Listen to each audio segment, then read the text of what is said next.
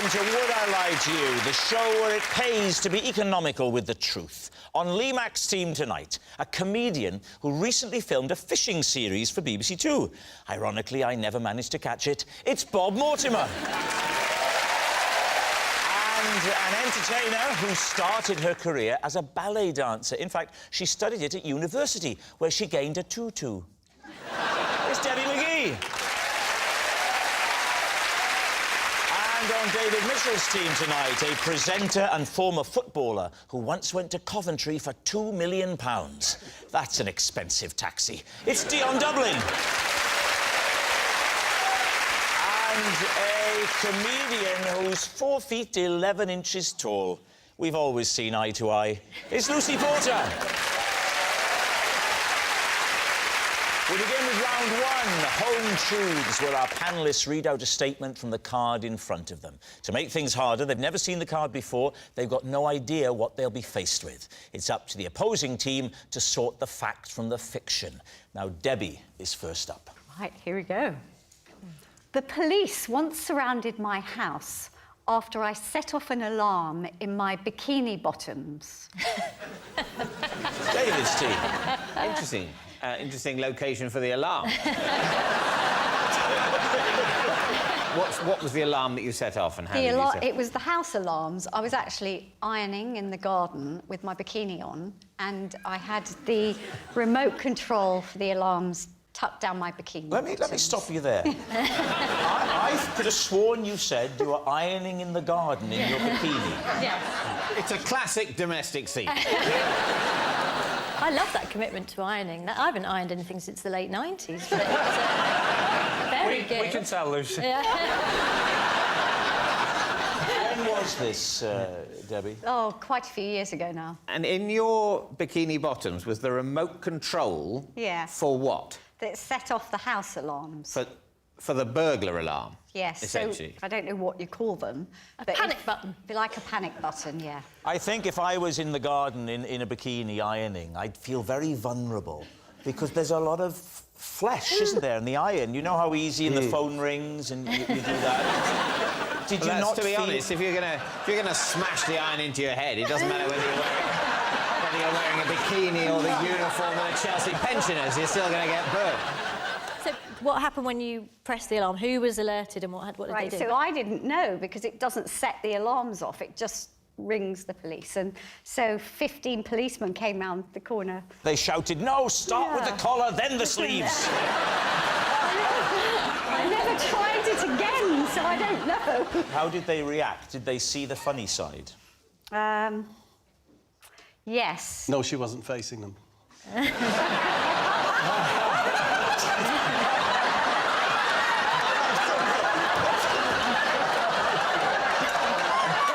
so sorry.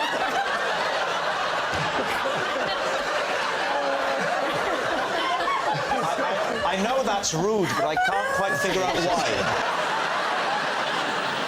why. OK, well, I mean, it's elaborate, it's odd, it's unusual. Is it true? In my younger days as a sun worshipper, I would do anything outdoors. When you're young and you want a tan, you just do anything. What do you think? Oh, I think... Wow. You know you had to make quicker decisions on the football pitch, don't you? I think that's true. You think it's true? I think you think it's true? We think it's true. They think it's true. Debbie, truth or lie? It's true.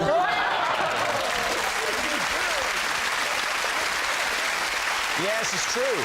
Debbie did once set off an alarm that was in her bikini bottoms. Dion, you're next. Right. I once sneezed so hard in my car, I set off the airbag. Please, team. Wow. That is a big sneeze. Where were you? I was in my car.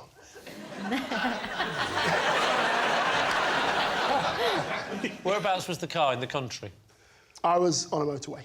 Oh, you were travelling. At what Yes. speed? Yes. About 65, 70. Are you saying that you sneezed and the airbag went off, or are you saying you sneezed, crashed the car, and the airbag went off? I sneezed, airbag went off, and because I was on the inside lane, I just pulled over. The sheer force of the air from your nostrils and mouth. This can't have happened since your birth on the planet Krypton. Did you contact the manufacturers? Can you tell us which kind of car it is? It was an Audi A7. Was it? Yes. Are you sure it wasn't an Audi do that because it doesn't sound feasible? Take us back to the beginning, Dion. Yes. Where were you travelling to? I was on the M6 going from Warwickshire to Manchester. What For work. did you have to do? For work, yes. And what is it that you do? I talk a little bit on the TV. So you're some punditry. I was going to do final score of Match of the Day or Football Focus. So, Dane, you didn't cover your face when you sneezed. No, so that's a naughty boy, isn't it? Not as naughty as driving without using your hands. Yes. Shoo! See, I'm very polite. And would you say that, as a rule, you are a loud, violent sneezer? Because some give a little... I didn't... Yes. And some go... Gah! There's one thing worse than both of those, and that is the people that threaten to do a big one, and it's a little one. You know, the ones that go... Stand those. They do my head in. What's the build-up for, then? Where do you fall? Which of those camps are you in? I'm quite a loud, violent sneezer. You are, Which I didn't think I was until I nearly killed myself. Did you make it to work? In another car, yes. Who picked you up? The dealership. I just rang the dealership straight away. You rang the dealership? You don't ring the dealership when you've had an accident. Because I was on the M6, I was close to where the dealership was, and I thought that would be easier for them to come out and deal with my... I'd get a new car as well. They gave me a new car. So the Interesting, dealership... this is the focus of disbelief. Dealership? The dealership I got the car from was in Warwickshire. Right. So I called them. I know the guy that owns the yourself? dealership. I know the guy that owns the dealership. What's his name? Send someone out. Lee. Lee... Oh! Is that right? Is his surname Mac? What's his surname? What's Lee's surname? Beacon. Oh, is that why you could see him from so far away? Did Lee personally come and pick you up? No, he sent one of his staff. What was his name? Was it Debbie? Bob. Bob. What was Bob's surname? Light bulb. Is this true? What are you thinking, Bob? Well, I'm thinking that big lad like Dion, maybe it could do it. I always go, achoo, pussycat, whoa, whoa, whoa. I've always found it amusing. Achoo, pussycat. Bang! I say true. Debbie? I just think if it was true, it would have happened to a lot more people, and we can't do that sort of research. That's the trouble. The scope for research before answering the question is very limited. I always think if we could go away for a couple of weeks, really work on the questions, then we get a lot more right. But... So, what's it going to be? I'm going to go with Debbie and say it's not true. OK. Dion, truth or lie? It's a lie. Yes, it was a lie all along. Dion didn't set off the airbag in his car with a sneeze. Our next round is called This Is My, where we bring on a mystery guest who has a close connection to one of our panellists. This week, each of Lee's team will claim it's them that has the genuine connection to the guest, and it's up to David's team to spot who's telling the truth. So please welcome this week's special guest, Jonathan.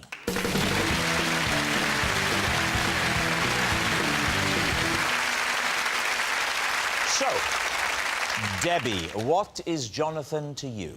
Well, this is Jonathan, and when he was a baby, I used to pull him out of a top hat. Bob, how do you know Jonathan? This is my friend Jonathan, and I have brewed 3 award-winning beers with him. Right. And finally, Lee, what's your relationship with Jonathan? This is Jonathan. One Sunday, the two of us spent 3 hours trapped in an automatic car wash. David's team, where will you begin? Well, Debbie, so you used to pull Jonathan out of a top hat? Yeah. He And was so, how old was he then? about 6 months. 6 old. months. Was he a rabbit at that stage? He's grown up into a lovely bunny. What a cougar comment that was.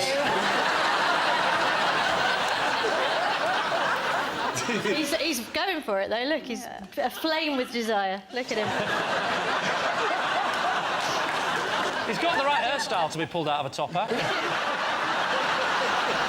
So, where did this happen? This was in a summer season Where? in Bournemouth. Debbie, how big was the top hat then? It was a prop top hat, so it was a bit bigger than a normal one. But, you know, babies aren't very big. He was only about this big. 6 months, not very big. Yeah. And so... And was he the son of someone else in the summer season? Or No, was he one of the was- Chuckle Brothers' offspring or something? No, it was a feature in the show, and we had different babies on different nights. You know, they were like in rotation, and they came from an agency.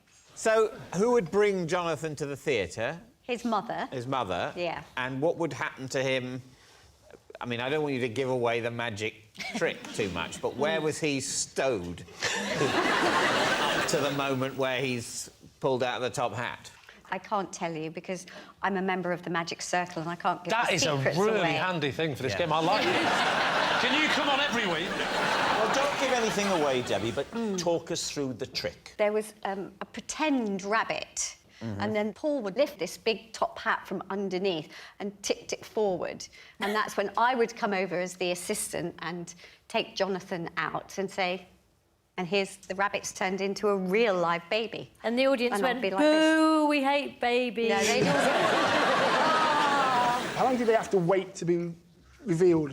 Not very long. It wasn't a very long trick. So they were only briefly on stage before the They were only briefly reveal in terrifying darkness alone. Which they are in a cot when they go to sleep at Yes. night. And Yeah. indeed in a womb. Yeah. I mean, that is the ultimate trick, isn't it? Now, who would you like to question next? Yeah. Bob. Remind us what it was that you've said. How do you know Jonathan?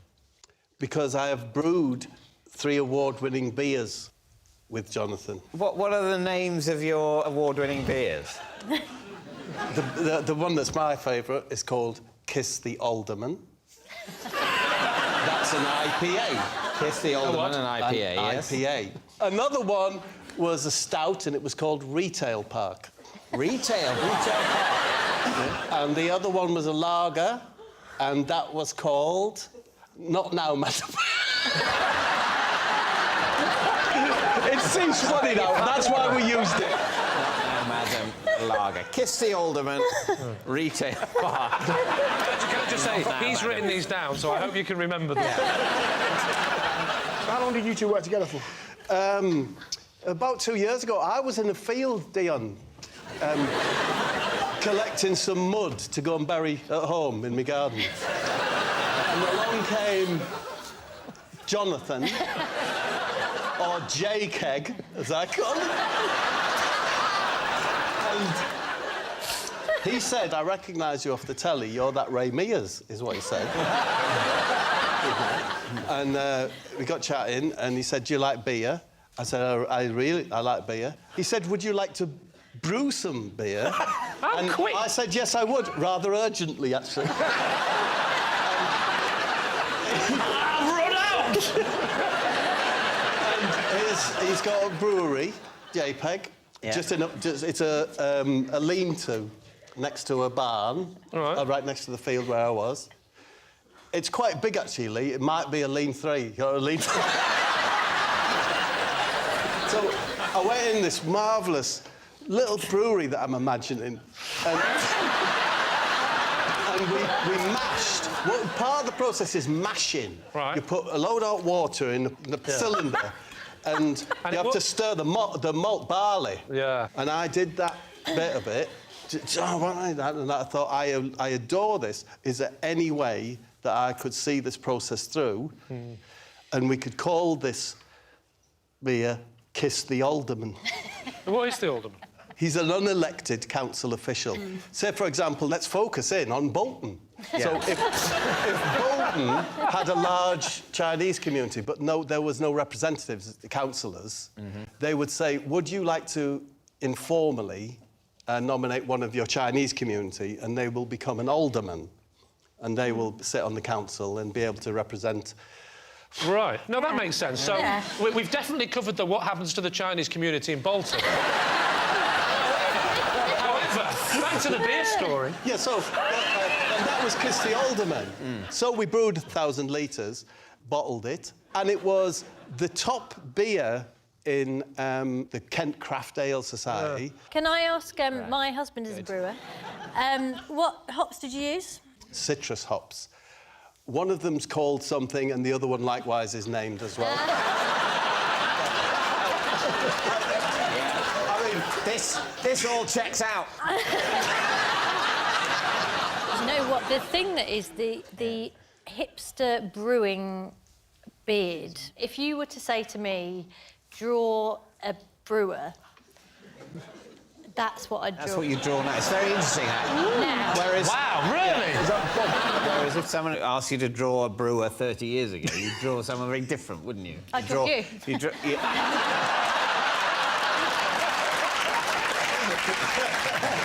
Now, what about Lee? Lee, remind us of your claim. This is Jonathan. One Sunday, the two of us got trapped for 3 hours in an automatic car wash. Where was it? Where was the car wash? It was just outside the car. Near where I live in southwest London. Whose car was it? Who's driving? It was my car. And was Jonathan in your car with you? Correct, he was the passenger. Why? How do you know Because Jonathan? we can't both drive.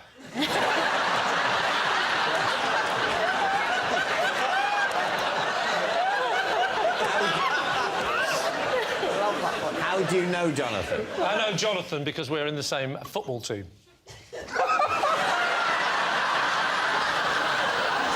What is it, a bring your granddad team? So you were you driving back from football? Driving to football. Driving to football. Washing your car on the way to football. Oh, I'm looking forward to the game, young Jonathan. I really can't wait. But tell you what, let's wash the car first, so that when we arrive, everybody says, oh, Lee's doing well. You drove into the car wash, and what happened? So, there was 3 options. It was gold, silver or bronze.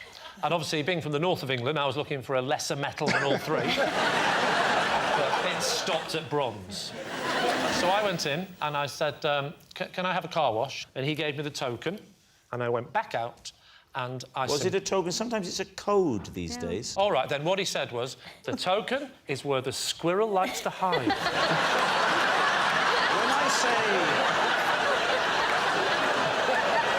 When I say code, I don't mean riddle. I mean a series of numbers that you put into a keypad. On this occasion, it wasn't.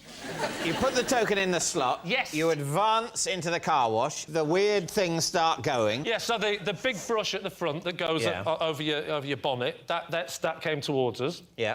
And then the side ones came. It was the side ones that caused the main issue. They got to the door, stopped, and just kept doing that. And we couldn't open the doors. And it did not stop for 3 hours. I know, it sounds unbelievable. What? Why don't you climb over into the back seat and get out one of the rear doors? Because it's a 2-door car. And I'm assuming this happened before the invention of the mobile phone. No, that was not true. It was during the invention of the mobile phone. During it? During the invention. In fact, do you know what we did? We were so stuck, didn't know what to do for 3 hours, we decided to invent the mobile phone. No, it was... his phone was in his sports bag in the boot. Where was your phone? My phone was with me. Why didn't you use your phone? Because the battery had gone. How did you eventually get out? I absolutely screamed and screamed, and this stranger passing by saw a big button on the thing that said, emergency stop. So he pressed the button, and it stopped, and when it stopped, it reset itself back to how it should be. We opened the door, and I went in. And he went, you're back again. I said, yes, that's about my car. So what's up? I said, tell you what's up. The doors are phenomenally clean. All right. We need an answer. So, David's team. Is Jonathan Debbie's magic mate, Bob's brewing buddy or Lee's car wash companion? I can't believe Lee's story is the kind of story I would have to invent to tell my husband if I'd been in a car with Jonathan for 3 hours.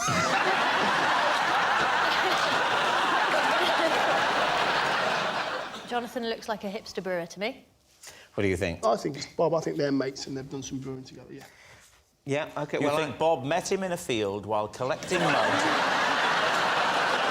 He said, come and have a look at my brewery. Yes, yes. And we're going to call our beer Kiss My Alderman. It's not Kiss My Alderman. It's Kiss the Alderman. I'm so sorry. If it's true, I'm sorry. Rob, you can immediately appreciate why Kiss the Alderman is much more marketable than Kiss My Alderman. I certainly call mine the Alderman. But very popular with the Chinese community.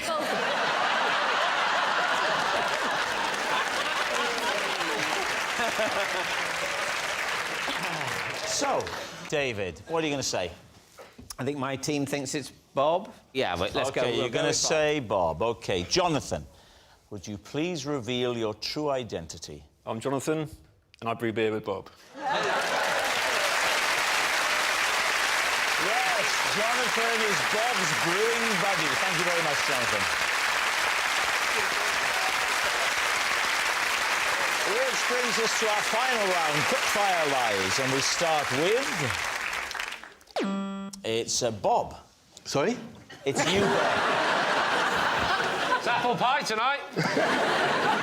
Is it? It's Friday, then? Yes. Following advice from Chris Rea, I always crack an egg into my bath. I've done for 22 years.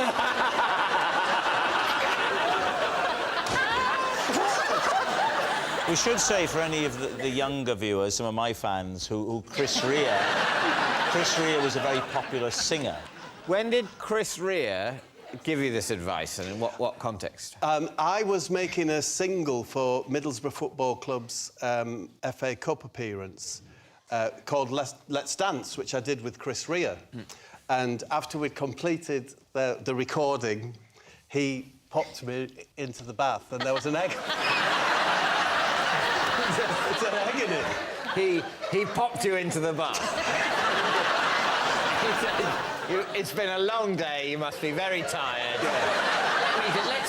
I'll just pop you into the bath. Yeah. So where was this bath? Was it at the recording studio? It's on a little island in the middle of the Thames. It's as rare as recording studio is. So you've been recording, presumably, in a room without a bath?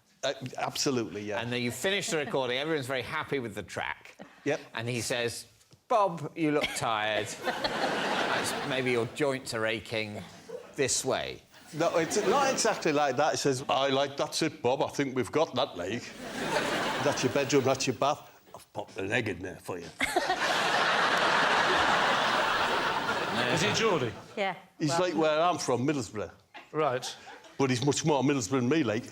And why would he put an egg in your bath? What was the thinking behind it? I've never found out. You've done it ever since. All I know is that I woke up the next morning and I have never felt so alive. Was the egg still in its shell, floating, or had he gone...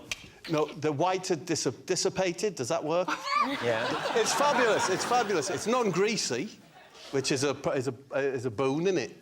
Is it non-greasy? Yeah, honestly. It's less greasy than water without egg in it?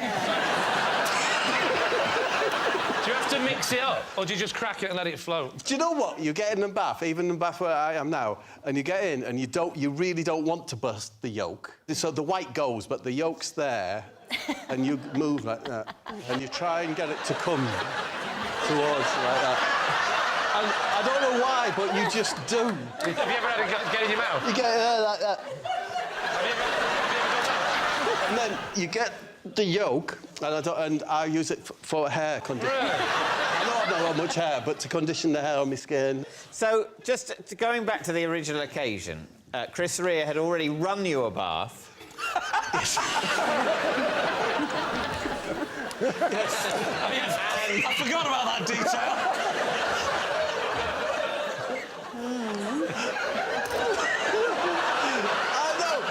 cracked an egg into it. Chris, it's just so Chris. Yeah. Do you know, the other thing it was, is a couple of weeks later, he sent me a gold doily.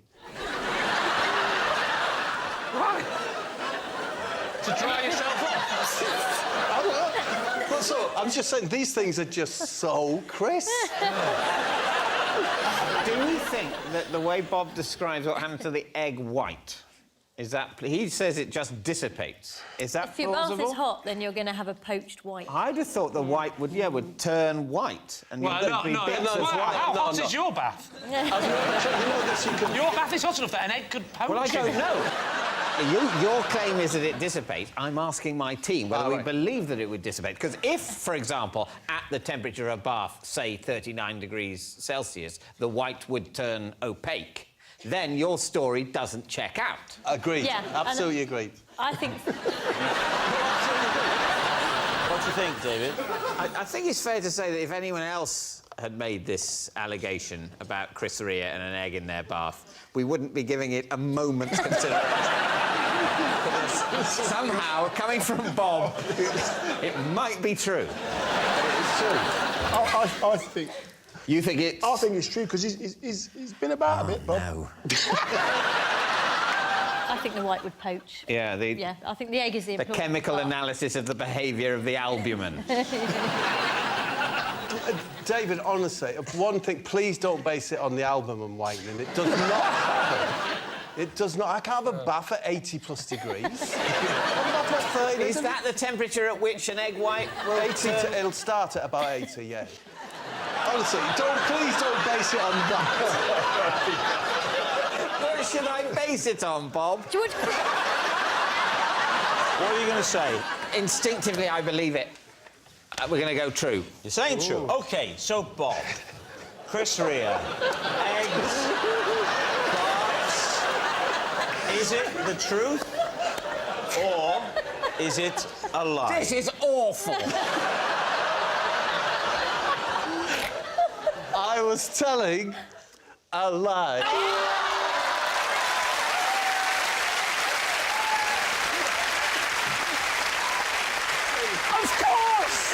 Of course it's a lie!